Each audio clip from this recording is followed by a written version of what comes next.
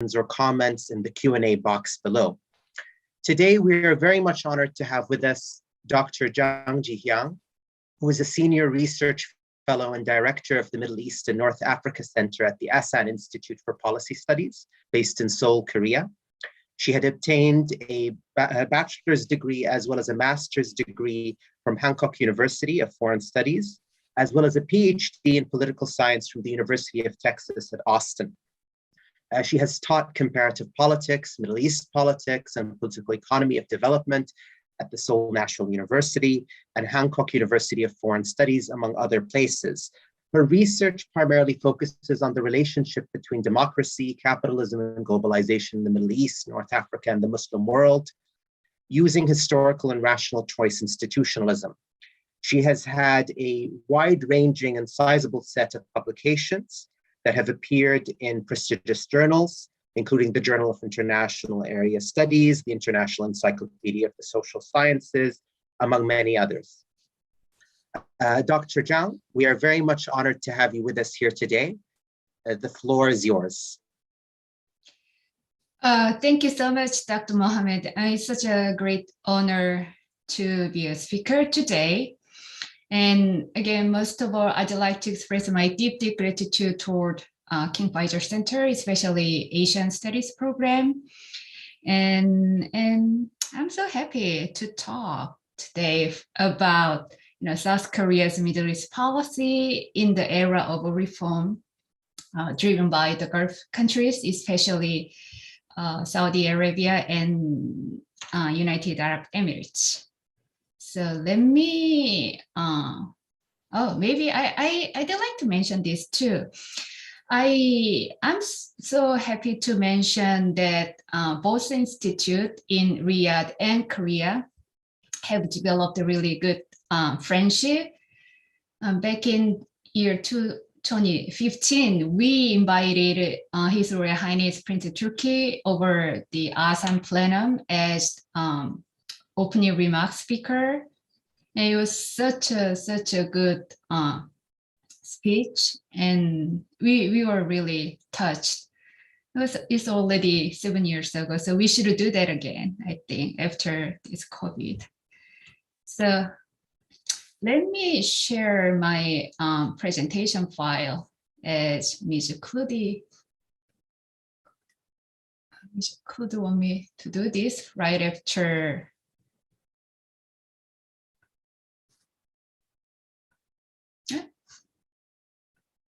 Okay, there we go.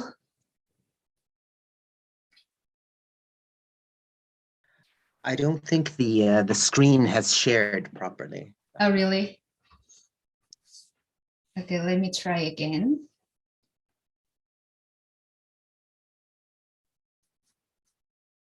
There we go. It's better. Yes, perfect. Great.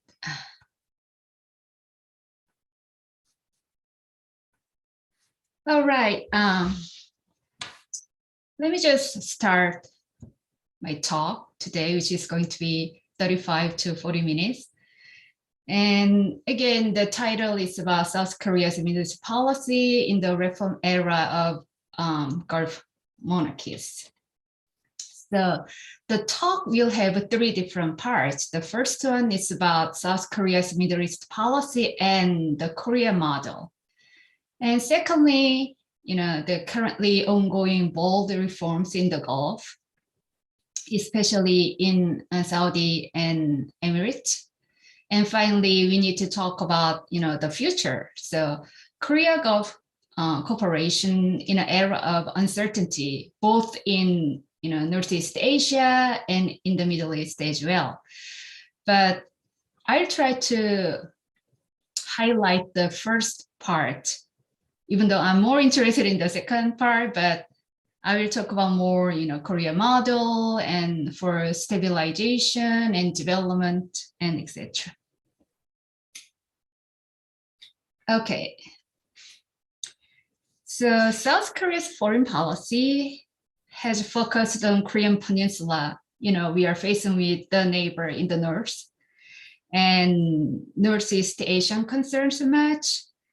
But recently, its middle power policy has gained global recognition since, say, the early 2010s. So the ROK, Republic of Korea, as an aid recipient. I mean, we are such a poor country back in, right after the Korean War. Korean War is in early 1950s. So we were a country of aid recipient, but now turned donor. So has reinforced its role as a responsible, trusted middle power through its active participation within the UN and OECD global activities.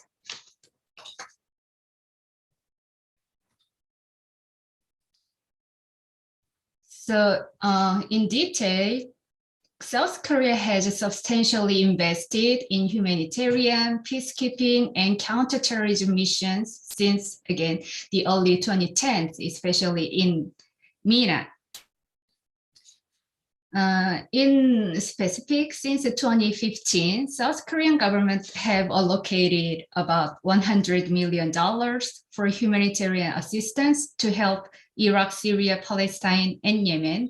It was not really tremendously great amount of money, especially compared to Japan, but we just started.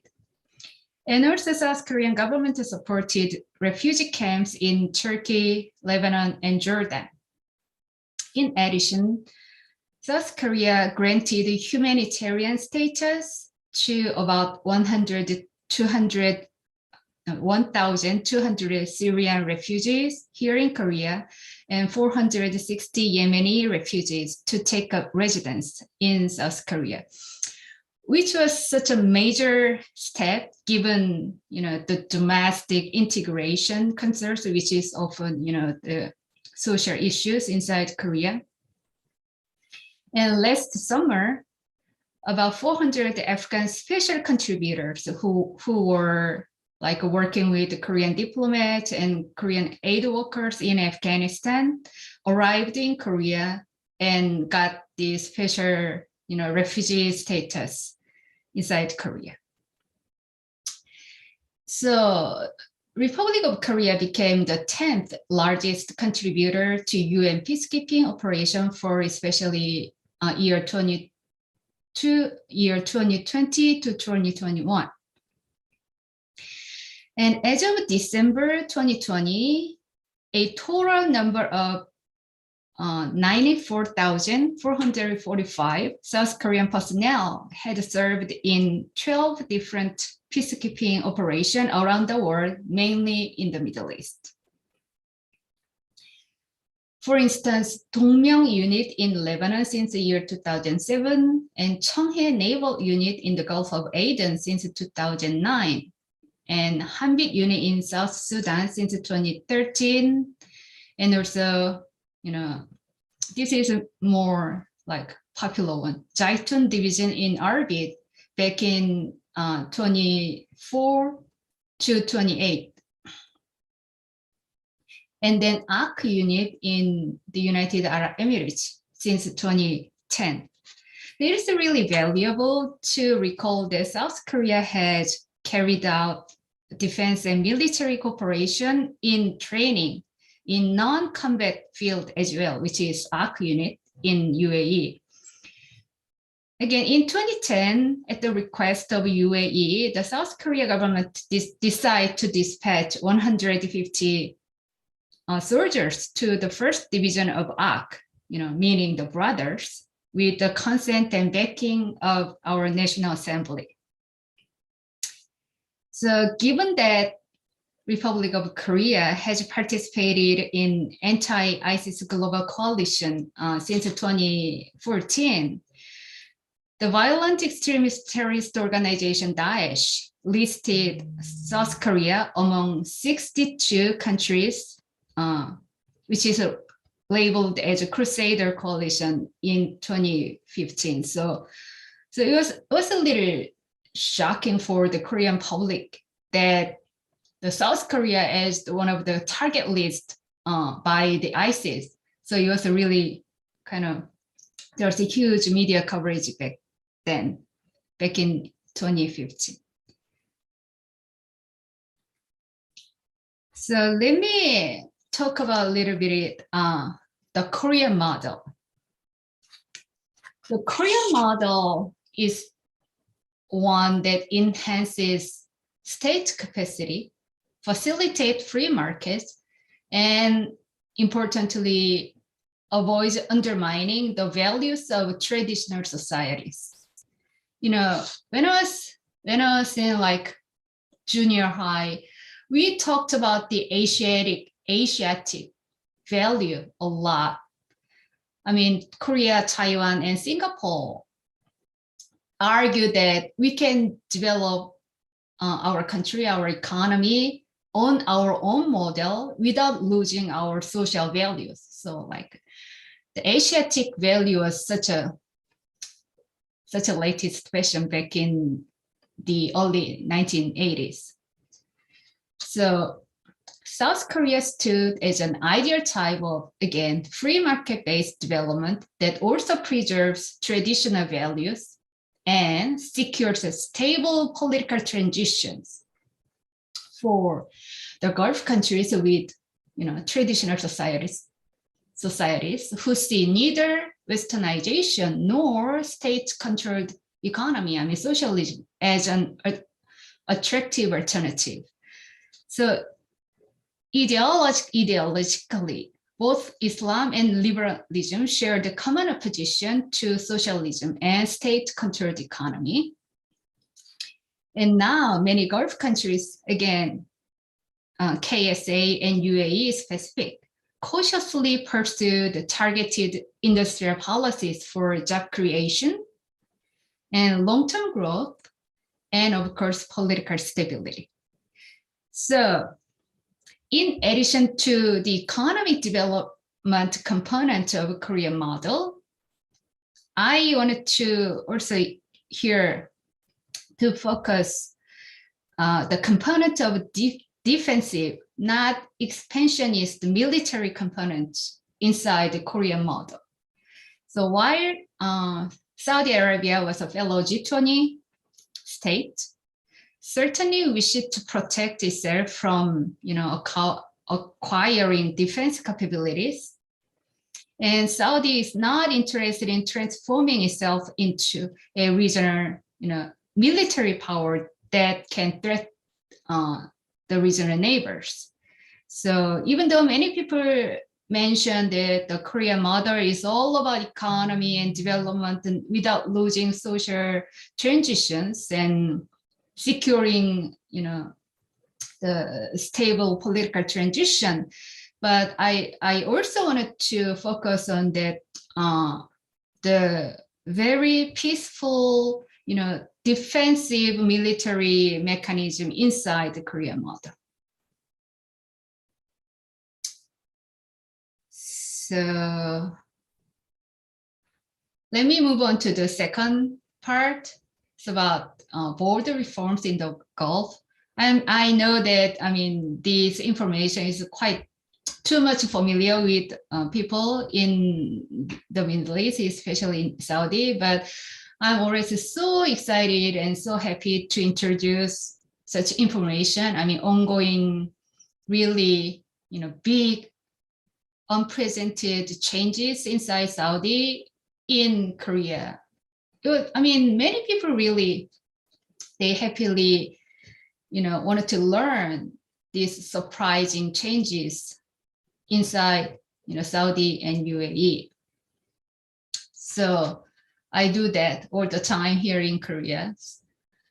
So regarding the reforms inside the Gulf, in an effort to break free of oil dependence and conservative Islam, Saudi and UAE in particular have implemented very rapid and unprecedented reforms, including, industrial diversification and social liberalization, and very active military security and transparent diplomacy. So Saudi and UAE promoted technology industry and imposed taxation, which is really shocking to many Korean public. and increase the proportion of youth and women in the cabinet and also in society and job place, and modernize the judicial system and expanded laws protecting individual freedom. And I personally am more interested in these following 2 points among the reforms. The first one is about, diversified and transparent foreign policy. And because I'm political scientist, and I'm always so, surprised to see how the governments of Saudi and UAE wanted to diversify their, how can I say, their friends and allies. So the first one is about Look East policy. I mean, as an Easterner, we can really feel that those Gulf countries wanted to really expand their presence into the East Asia or Asia in general. Then I said, well, we East Asian people have very different, we kind of think that China, Japan, and Korea are all different. But then we know that the Gulf country wanted to approach to us very rapidly. And the second component of the diversified policy is about, Gulf-Israel detente, which is, again, really kind of happy, shocking news to the Korean public. And they always ask me, is that really true? And I say, yeah. Then, the Koreans are really good, how can I say, economy animals. And they said, oh, then do they need to compete with Israel in order to secure the market inside Saudi and Korea? Saudi and UAE. And I said, oh, are you calculating that already? But it is really happening. We had a really good relationship with Israel in terms of economic cooperation, but now after the Abraham Accords, now Israel and Korea, suddenly we just looked at this way and we became kind of competitors.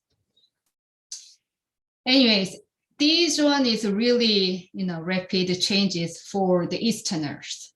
And second point is really interesting very much. The changing in perceptions of the Gulf youth.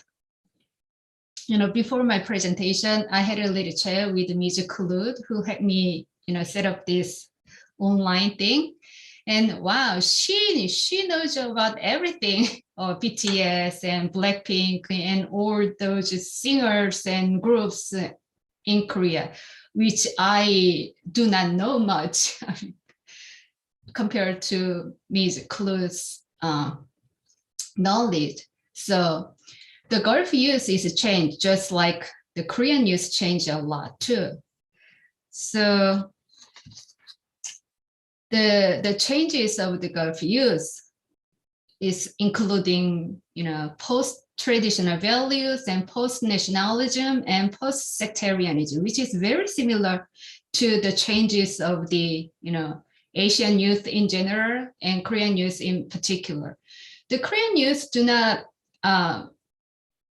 like much to pay attention to, the traditional values and family values anymore, and they do not want to really dive into the nationalism, unification between North and South, and etc.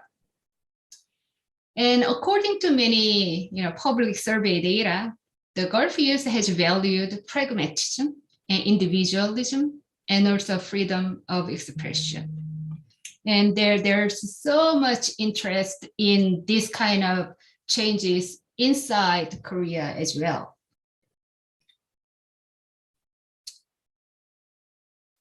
So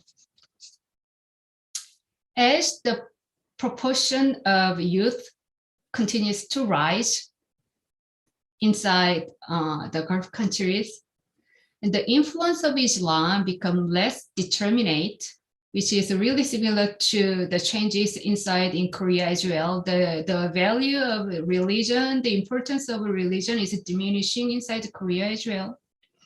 As a driver of a regional conflict so far between Israel, Palestine, or the Sunni countries and Iran. So, given that changes, the Gulf leaders wanted to look at maybe more keenly at the ROK, Republic of Korea's development model as a feasible solution to create jobs for the youth and women, and also to enhance effective governance, and also to achieve political stability, and again, more importantly, to develop defensive capacities in the Middle East.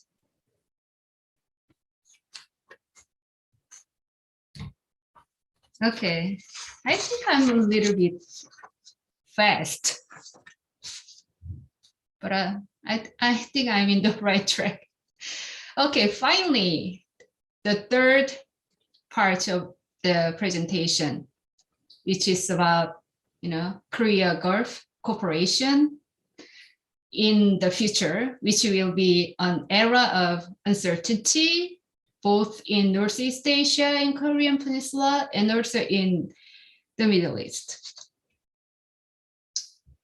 So let me start with the Korean public's recognition about Korean government policy performance. Foreign policy toward the Middle East performance. Unfortunately, not many Korean citizens are aware that our country, Republic of Korea, raises its profile, even though it's a very recent situation, by participating in peacekeeping and humanitarian aid and counterterrorism operation, and becoming engaged with the MENA countries beyond the economic issues. How is that? Why is that? So the undervalued performance and underappreciated recognition of our government activities among the Korean public is that, usually, public opinion is not fond of the pursuit of costly and dangerous policy in MENA, in the Middle East countries, because our recent activity is about peacekeeping and counterterrorism. Then taxpayers, voters, and constituencies do not like risky and also expensive and long-term profitable policies much. Therefore, Korea government have kept such policies of counterterrorism and peacekeeping activities very low-key and shied away from the public. I have been the advisor to the foreign policy, the Ministry of Foreign Affairs for more than 8 years. And such a trend is very apparent. I can really understand the worries of the government, but it's a little, pity, because really not many citizens know that, Korean soldiers and our tax money go to the place that needs to stabilized. So this is kind of really hot debating issue these days among the policymakers and scholars like me. And we argue that, okay, the public are impatient. Then we need to persuade the public that our activities of counterterrorism and peacekeeping is really for the long-term goal. We are facing with the North, the nuclear North, and always we need the help from the international community. we are living in the very contingent situation. And recently, the North Korea regime developed so many whatever nuclear weapons. It was like week. I mean, they just tested the missiles like weekly based. So, I mean, it's such a policy investment we are doing right now in the Middle East. Is a really good, investment for the international community. That's what we are, making as, the public argument. So again, the Republic of Korea should utilize its hardly earned Middle East policy assets in order to promote its global recognition as a responsible middle power who is defending rule-based order that North Korea regime wanted to break.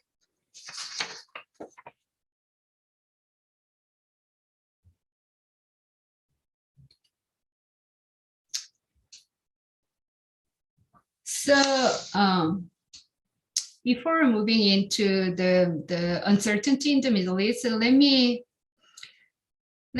focus more on a little bit the new argument among the policymakers and the scholars, like the Middle East politics students. So we also said that again, the Ministry of Foreign Affairs really wanted to sometimes hide our activities in the MENA region, because the Middle East region is really dangerous. There's ISIS there and Al-Shabaab there. Then we said that there's really no direct, causal relationship between, adhering to international norms and value and playing as a responsible international actor and being a target of those, Daesh and Al-Shabaab.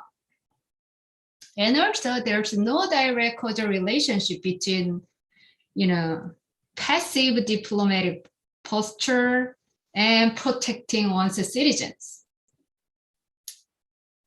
So, I mean, in the scholarly community, there's like growing recognition about this. So we argue that it's time for us to speak loud about our soldiers are doing very good job in the Middle East.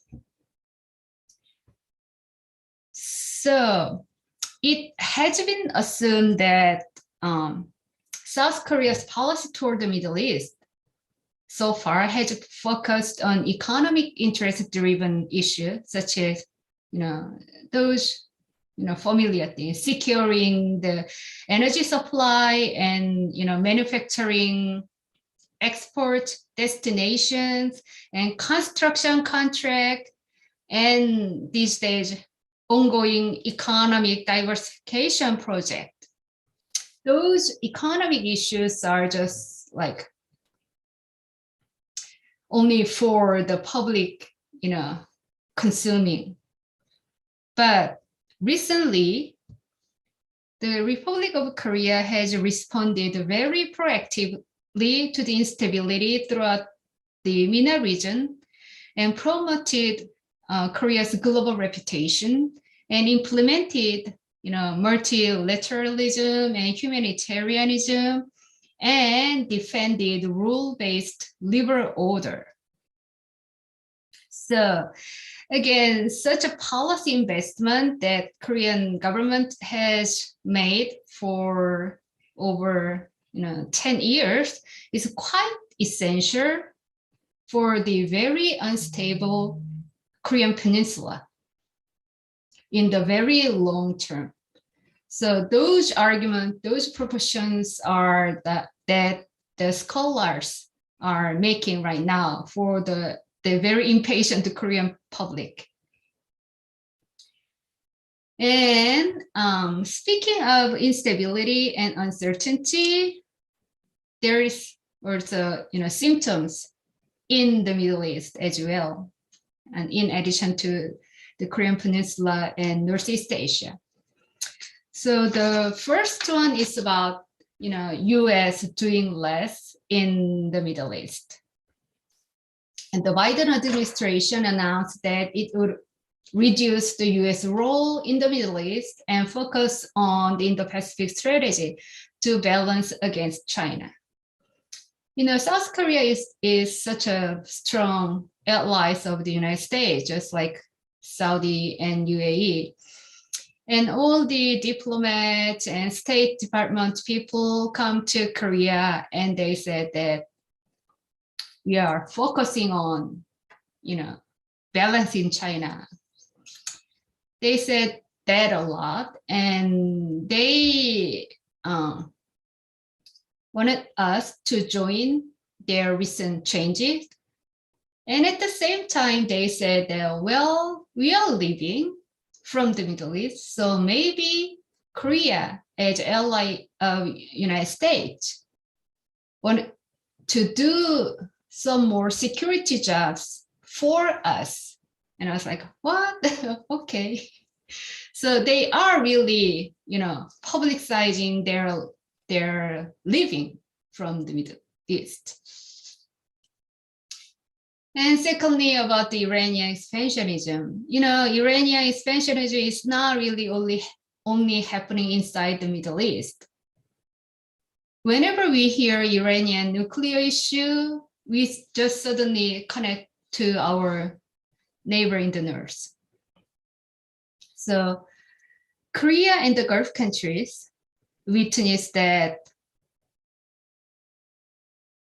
the interest of the Iranian hardliners are aligned with exporting, the infamous anti-American Islamic revolution, whatever philosophy across the region, and also sponsoring, those proxies rather than, pursuing the country's, normalization with the other countries.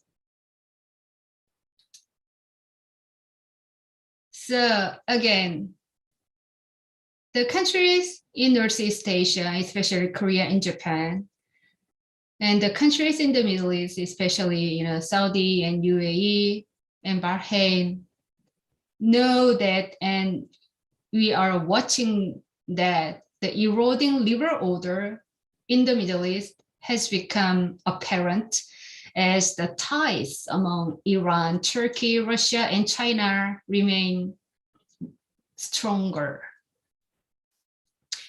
And, with the Biden administration seeking to join the JCPOA at a time when Iranian hardliners are trying to resume nuclear enrichment activities, Seoul shares vital interest with its Gulf and global allies. And, Saudi perceived Iran as an, existential threat, much like South Korea viewed North Korea. And therefore, Saudi and UAE prepared themselves for the nuclear Iran, and maybe with Israel as well, which necessitated drastic reassessment of the existing defense paradigms and mechanisms. So again, for the Saudi and United Arab Emirates, actively pursuing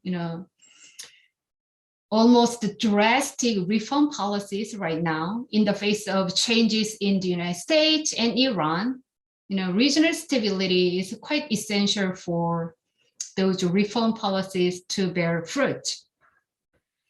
And again, the title of this talk is about Korea's MENA policies and Korean model of stabilization and development should be a good facilitator for the Gulf countries, to reassess the current, mechanisms in many relevant in general and maybe defense mechanisms in specific. So again, in sum, I admit that Korea's foreign policy toward the Middle East has been so much limited to, only economy relevance so far. But now Korea tries to expand its, global recognition and global contribution into more defense and counterterrorism and peacekeeping and even humanitarian issues. So I think, in an era of uncertainty and instability, both in Asia and Middle East, maybe Korea and the Gulf countries now to see each other, to cooperate each other in terms of economy as well as defense system. Thank you. Thank you so much, Dr. Jang, for that lecture. I think now we will enter the point in the event where we open the floor for questions. I again reiterate the request that the audience members type their questions in the Q&A box below. I already see one question, but to give time for other audience members to type further comments and questions, maybe I can pose a few that have come to mind in the course of listening to your lecture. The first one is, I'm wondering if you can talk a bit about who is talking about the Korea model, right? So when I was listening to you, I thought about the experiences in the 1960s and 1970s when South Korea was part of sort of the Asian People's Anti-Communist League, which also involved the Republic of China based in Taiwan, South Vietnam, the Philippines, and many other countries, and which Saudi Arabia was also part of. And we know in the 1960s, in fact, that a lot of Saudis had gone to Seoul to attend the conferences of such meetings. And during that time, they were taken on government-organized tours to visit factories that showcase the developments taking place in South Korea. They were taken to the DMZ frontline. They were essentially given the story of Korean development, right? Although they never used the term Korea model, but essentially they were telling a familiar story of state-led development and prosperity. I'm wondering nowadays, are there efforts in which the Korean state, which has also changed dramatically since then, that was Park Chung-hee's era, now we have a much more democratic South Korea, are they doing such outreach and talking about a South Korea model, or is it a perception that's coming from local actors and it's based on your own sort of reading of what they are saying in their dealings with South Korea? And if there are sort of projects that are being pursued in the Gulf or MENA that are consciously designed to emulate something called the South Korean model. So that's the first question.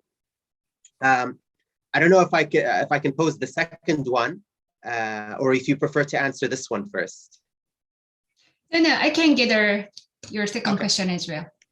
My second question is, since you've talked at the very end about sort of the parallelism between Iran and the DPRK, I was wondering what exactly are the types of lessons that observers in South Korea are drawing about this parallelism. So, for example, do they see that engaging Iran through the JCPOA and the Vienna talks as something akin to their experiences with the Sunshine Policy? Because, South Korea is involved very positively. They are now in talks to reopen oil imports from Iran. They want to develop investment relations and many other dynamics. But again, we can also see that the Sunshine Policy, one could argue, has failed to preempt the nuclearization of the Korean Peninsula. From a different angle, are they simply thinking that Iran can be a good model for the DPRK in terms of reintegration into the international community. Like, I'm just wondering, what are the narratives that they are producing arising from this parallelism? So these are my two questions. Okay. Wow, it's such a difficult question. I think we need like a 2 days long conference to talk about this. It's a really good question. It's a really good question. Okay, Korea development model. Okay, actually, Korea development model is not really, proud, how can I say, proud propaganda for just Korean scholars. Because, okay, Korean model has a really good component in it. It's like, work ethic and top down and very diligent, bureaucrats, and also, Samsung, Hyundai's very docile, only follow the government guidelines. That was, the original format of the Korean development. And that kind of original recipes was only possible with, the Park Chung-hee military dictatorship. So without, the top-down enforcement from the military, was not really possible. I mean, it can be possible with the diligent Korean people, but still it's very difficult. So right now, we are not really selling Korean development model, but we call it as like knowledge sharing program, and saying that we can share our e-government capacities, and also we can share like a high technology, industrialization method, and etc. So I personally not a big fan of Korean model much, but recently we, like political scientists, witnessed the unstable political situation in the Middle East right after the year 2011. And we saw that there's many regime collapses. And then, not surprisingly, the long-wished prosperity and stability do not arrive. So these days, people inside Korea, like policymakers and the scholars, think that maybe we can reinvent Korea development model. We don't want to, highlight the Korean military dictatorship, but we can argue that, soft landing or smooth transition is possible by developing state capacity, not really highly focusing, the top-down military-driven, economic agenda. So yes, there is like a new argument to reinvent Korea development model. Not many scholars are really, proud about the Korean model per se, but these days, well, we can talk about the Korean model, and we can say that there's a really, weaknesses inside the Korean model, but still it is a good model because the Korean model doesn't want the sudden collapse of the whatever regime. So we said, okay, first we can develop the private sector, and then we can we can make a pact among the elite with different ideologies, which is a really good way to make a smooth transition from this form of whatever government to this form of government. So yes, there's kind of new fashion inside the Korean scholar community. And that was about the Korean development model. And there's like a very active movement going on to reinvent the Korean model these days. And second question is about Iran and DPRK, how can I say, connection, or how do the Korean public see the the negotiations in Vienna and the future of our position dealing with North Korea. Okay, first, many Koreans, I mean, almost most Koreans think that without the help of the United States, solving the DPRK nuclear program is impossible. So we need the United States. And of course, we need the international community. But without the attention or without the interest of the United States government, it's really hard to resolve the DPRK nuclear issue. I'm not sure you're familiar with the many crazy propagandas of the DPRK. DPRK doesn't want to talk with the South Korean government. They say that they wanted to directly talk with the US government. And they always argue that the South Korea is not big enough to talk to them. And we say, okay, that's good. So first, many Koreans, this is the fact. Without the involvement of the US government, it's impossible to solve the nuclear North Korea issue.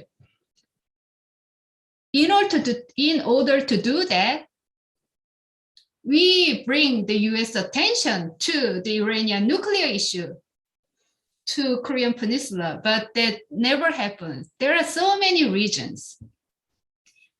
Maybe the US allies in the European countries are more important than the US allies in Northeast Asia, or maybe there's like an Israel lobby inside the US domestic politics. Somehow US, congressmen and politicians think that the Iranian threat, nuclear threat, is much more urgent than the DPRK threat. So maybe because, if the JCPOA negotiation fails, there's no way to stop the WMD issues inside the Middle East, which is really a nightmare.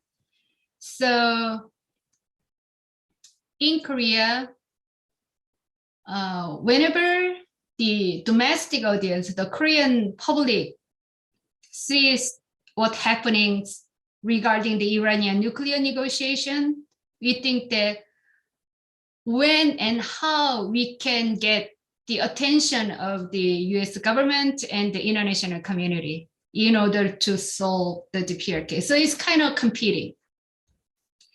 And second issue is about, the JCPOA and the failure of Sunshine Policy.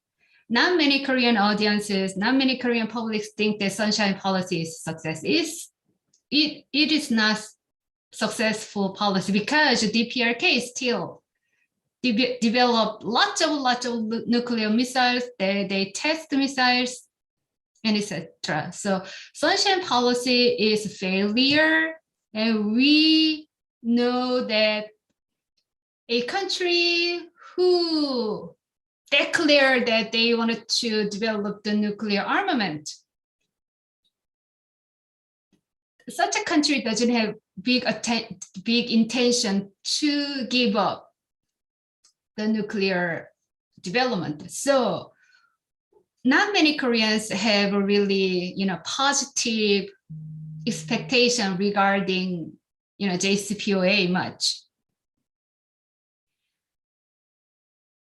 But we know that Iran is a little bit different from North Korea because inside the Iran, there is a, not many, but a small portion of civil societies and, scholars and reformist faction, which is really vegetable, but still.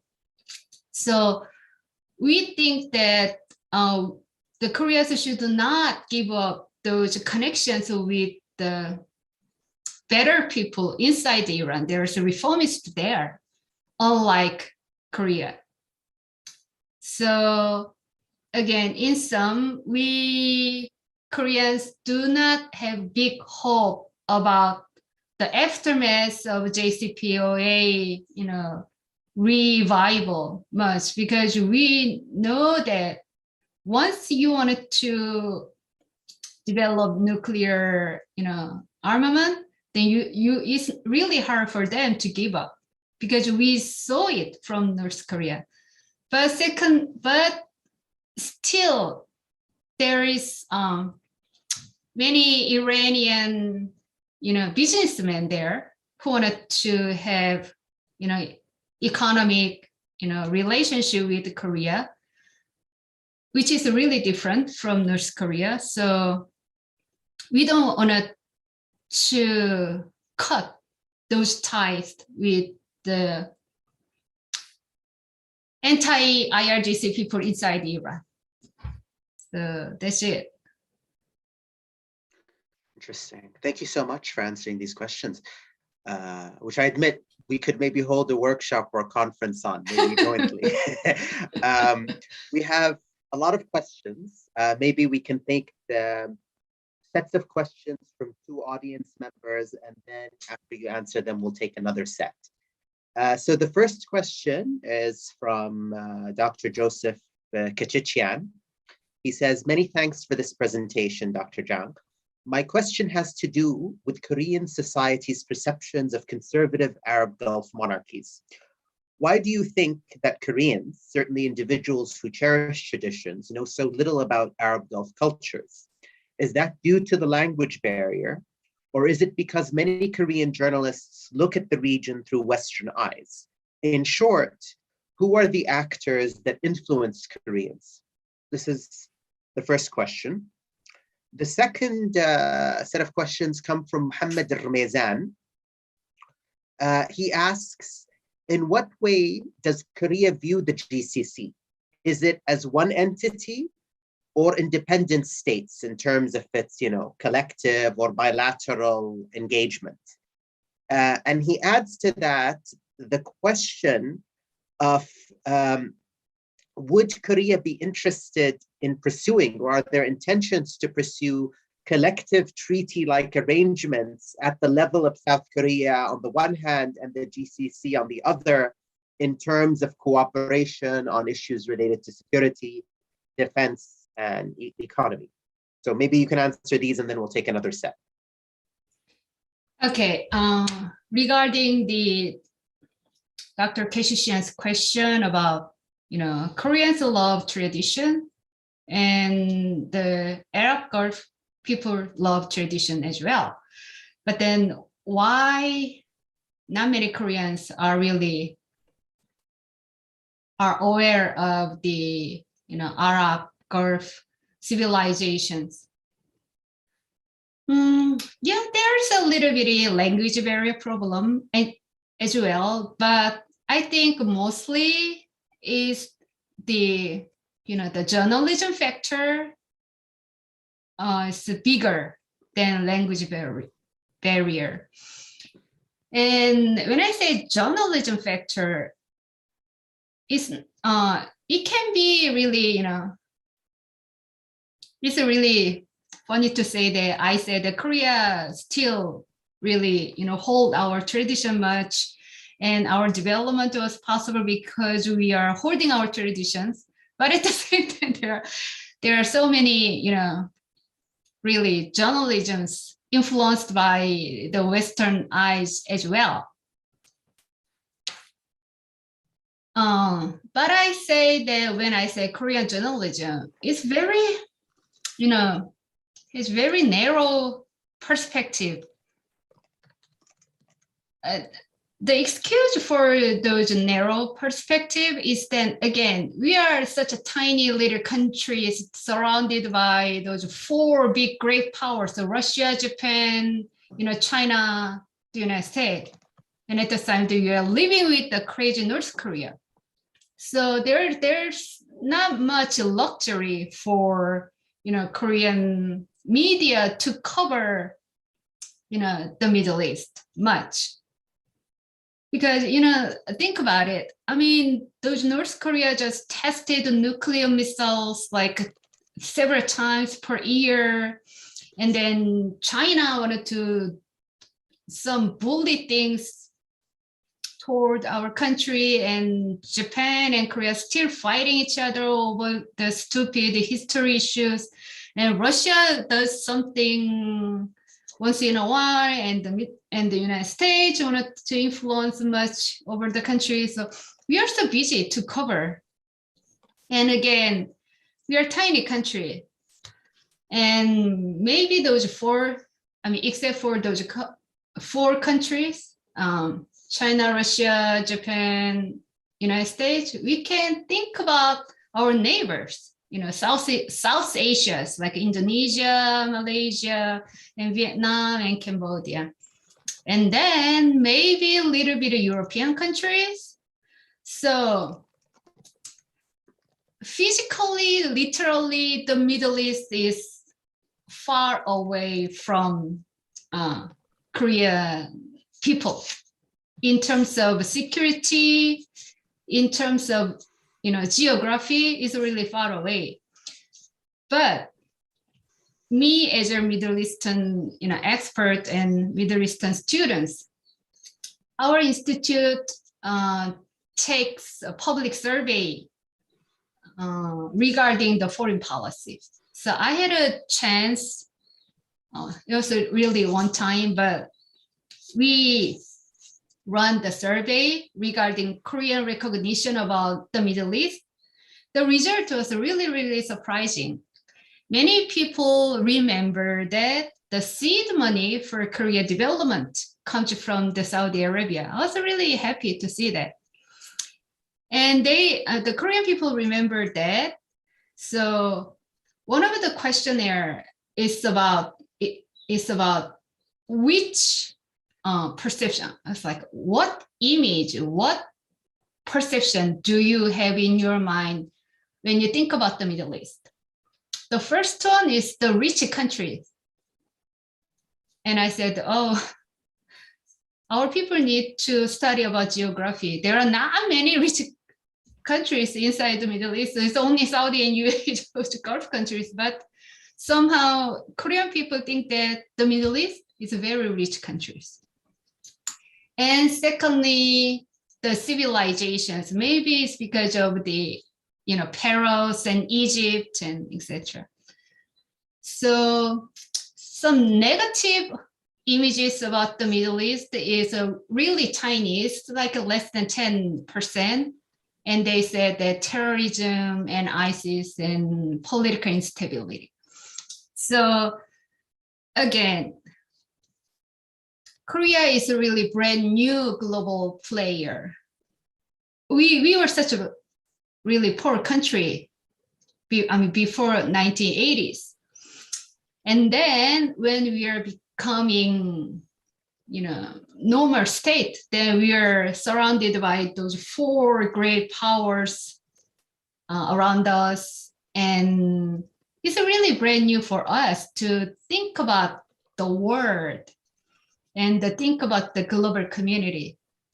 So that's the reason for many Koreans think the Middle East as a far neighbor. But when we took the public survey, the numbers shows a little bit different stories. They clearly remember that the seed money came from Saudi, and they said that their fathers and grandfathers went to Saudi and they earned a lot of money and they came back to home. So it has a really positive images. And the second question was about, oh, I'm sorry. Okay, the second question, many Koreans view the GCC as a one entity.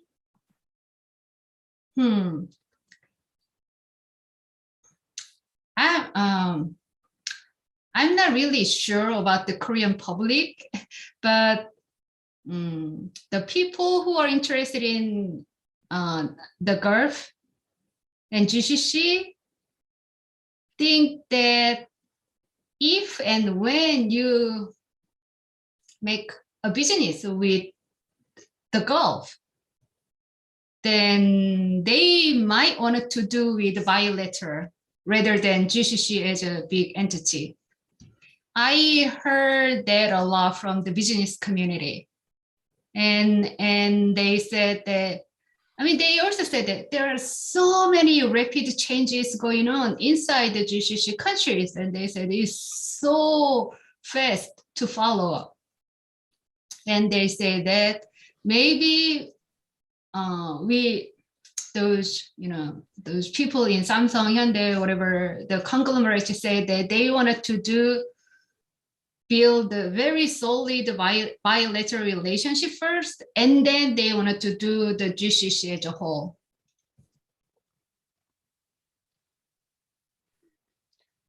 So maybe this answer can cover Mr. Mohammed's third question as well. Yes. Okay. Shall we take the next set of questions, perhaps? Although I should mention very quickly about Korean workers in Saudi, because here, and the number of people who went is astounding. It's almost 150 to 170,000, if I'm not mistaken, Korean workers who had come cumulatively throughout the 70s and 1980s and had been involved in the development of many infrastructure projects. It's only now, even in Saudi, that there is recognition of their presence and footprint. There's a very interesting documentary article that came out in a popular podcast platform called Thamania. And they had made a very interesting story about Korean workers and the memory of Korean workers. So, these historical memories are very important, I think. So the next set of questions, there is one from Faris Suleiman. He asks, given the close cooperation on nuclear energy, could you speak about potential cooperation between the Gulf states and South Korea on hydrogen policy? South Korea unveiled its hydrogen economy roadmap in early 2019 and is looking to lead in the sector. But it seems like Japan and China have been more visible in joint venture arrangements with Gulf national oil companies. So this is one question. Another question comes from an anonymous attendee. Thank you for this informative presentation, they say. How do you think the upcoming new South Korean president will deal with the GCC and continue strengthening the relationship? What will be his foreign relations policies towards the region, and what is the role that South Korea will play on Iranian issues looking forward or looking ahead? So maybe we can take this, and if there is remaining time, we can take the remaining questions. Okay, thanks for the question. I really like the first question much because, I hear that question all the time. So why? Because Korea is much smaller countries in terms of population and economic scale and the land and etc. and GDP. So you know what? There are so many explanations about Korean development miracle and that we talked about during my presentation, and the information that I say is just like very boring. And one of the more exciting explanation was that Korea can achieve the development because of the presence of China and Japan. in order to, we cannot really, back in 70s and 80s, we cannot even compete with Japan. But we, we just wanted to fight against Japan. Japan colonized Korea for about 45 years, and still there's a huge history issue going on between the two countries. And back in 70s, Japan was such a prosperous world player, and we are just tiny, poor countries. So, there's very, many propaganda that our government are making. And one of them is that we need to defeat Japan and we need to catch up Japan. And those is kind of really good facilitator for the Korean conglomerates and, Hyundai, Samsung. Actually, they visited Japan and they learned from the Japan's lessons about development, and they came back to Korea and they wanted to do the application. They wanted to apply those, Japan's experience to the new Korea economy. So now we kind of seems like catching up with the Japan in terms of, global status and economy and etc. But still Japan is, in terms of economy, is a bigger country than Korea. So maybe that's why, and also China is, now one of the G2 country. So maybe because of this region, the presence of Korea maybe looks smaller than those of China and Japan. But again, in the United Arab Emirates, Korea finally, got the nuclear plant construction against France. And it was such a miracle. I mean, there are so many, stories surrounding around the UA nuclear plant, construction thing. And one of them is that it was like back in early 2010, and the president wanted to, he first offered that we can send our special forces to training the ARC, the UAE special forces, and let's call it the ARC unit. And that's why at the very last moment, His Royal Highness MBG changed his mind and he selected Korea over France. So why I'm saying this is that still Korea is a little bit behind after China and Japan in terms of many competition. So maybe Korea wanted to do, in a little bit different way, I think. And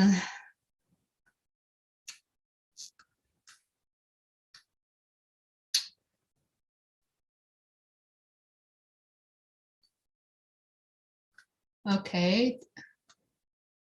I think I have a short-term memory loss problem. Well, the next question was about what do you think the upcoming new South Korean president? Okay. How will they deal with the GCC and continue to strengthen the relationship? Okay. I have no idea who is going to be next president at all. Really, it's really, really tricky. Okay, how many times I cast my votes for the presidential election? I never got the right one. Always. Yes. Maybe this time, I don't know, the US administration, the Biden administration was so dying to know who is going to be president. And many diplomats here in Korea, I mean, many US diplomats here in Korea wanted to learn who is going to be the next president. But the answer is that we don't know. It's really, really tight. But it was like, so when was the day? It was 2 weeks later, we are going to learn who is going to the next Korean president. But my hunch is that probably conservative president will be the one, which means really, really good sign for Korea GCC cooperation. Yes. And perhaps, yes. No, sorry, go on. Sorry, I thought. And also, the reason I see that the president, the conservative president candidate will be winning side is that the current administration, which is progressive, just ruining the Korean Peninsula security issue. The current administration was really bad at many things, but is the most worst with the relationship with North Korea. When North Korea shoot the missile, test the missile, the current government never said anything. And the current government said that in order to secure the peace for the Korean Peninsula, we need to keep on sunshine policy. That was the excuse of the current administration. And that's why the current administration's party is losing a little bit. And in terms of that, the Korea relations, the future administration's relationship with Iran will be bumpier than the current one. The conservative government does not really had a good relationship with the Iran much. I mean, especially the hardliners. So that was my hunch, but I'm not sure. We will see 2 weeks later. Yeah, it's always difficult to offer for anyone in this field, whatever the topic is. I think we are almost out of time, so maybe we can take 2 final questions. And I apologize for everyone else. Maybe they could directly message you via email and pose their questions, or hopefully leave it for future settings. But the 2 last questions, maybe one is from Ahmed Al-Harbi, who essentially asked about how can we develop more effective political cooperation between GCC and South Korea? Essentially asking, what are the main challenges we're facing in the context of South Korea's relationship? And the second question comes from Khalid Asemi, who asks, what benefits does the Korean government expect from the spread of the Korean culture wave, the Hallyu wave in the Middle East? So maybe we'll take these as the final question.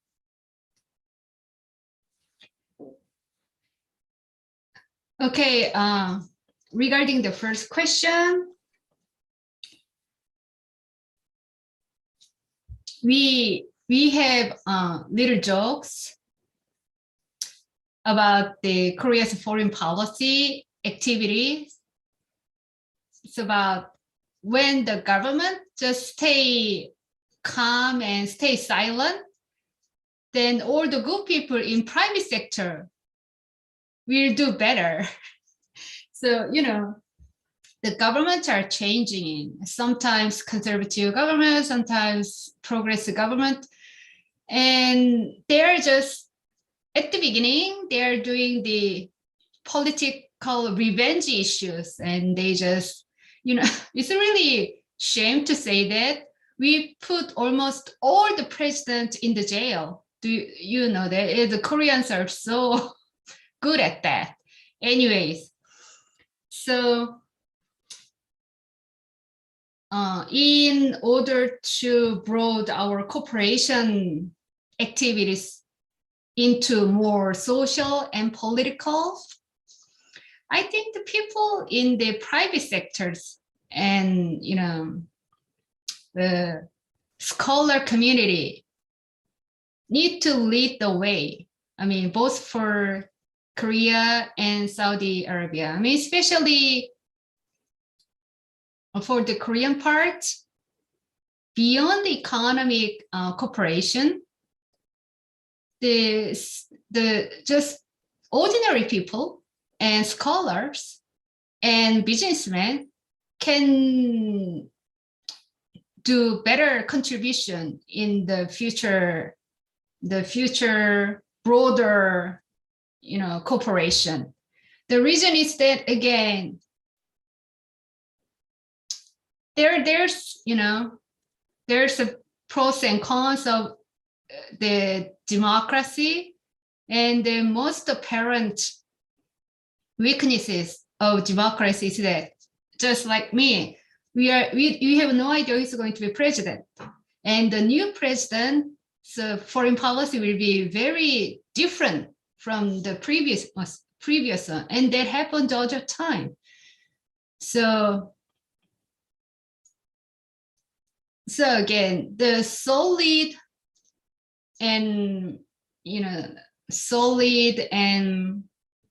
smooth cooperation, especially in the part of politics for the both countries, must be led by non-governmental, like think tank cooperation, and that would be more has more longevity, I guess. And second question is about Hallyu. I said earlier when I was preparing for the Zoom webinar, I had a little chat with Ms. Kulud.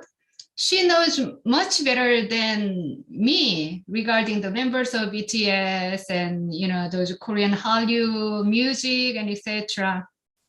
So I really don't know why and how the Gulf young generation love Hallyu. I mean, the music is good, but I really want to know. But then, I think the Korean Hallyu is, I may say, is a global phenomena. BTS is a global music groups. So I don't think, I'm not sure, but I think the Gulf young generation is becoming more globalized, and that's why they like BTS. Or I don't know what. Anyways, but I have something to say regarding the final question. What benefit does the Korean government expect from the spread of the Hallyu? Again, in a similar vein, many Korean young generation, many Korean young people argue that don't mess with the BTS, meaning that the current president, who is very progressive and who is almost dying to have a good relationship with North Korea. And when he visited the UN Assembly, he brought the BTS, and he just stand with the BTS all the time. Then the younger generation, young people really got mad, and please don't bring the BTS into the politics. That's very, it's not a right way. So that even brought out the backlashes. So they said that just don't mess with the Hallyu. Politicians never wanted to join with the Hallyu issue. So that's the Korean public's kind of resentment toward the politicalization of the Hallyu.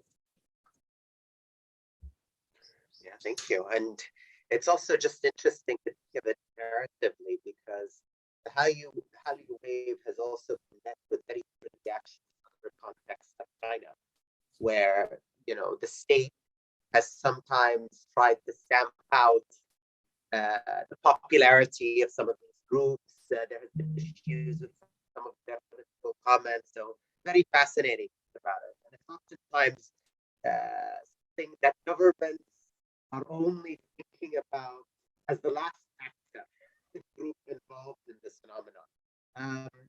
So thank you so much. I think that we've reached the end of the event time-wise.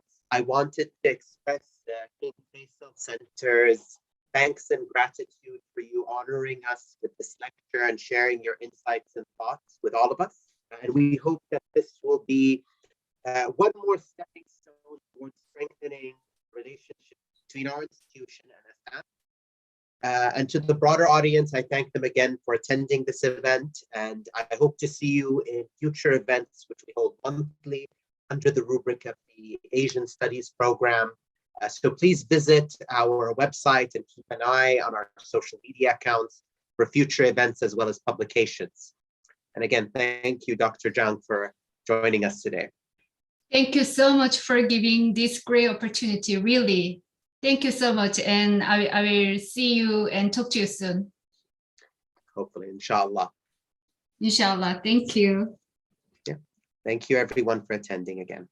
Thank Bye-bye. you. Bye.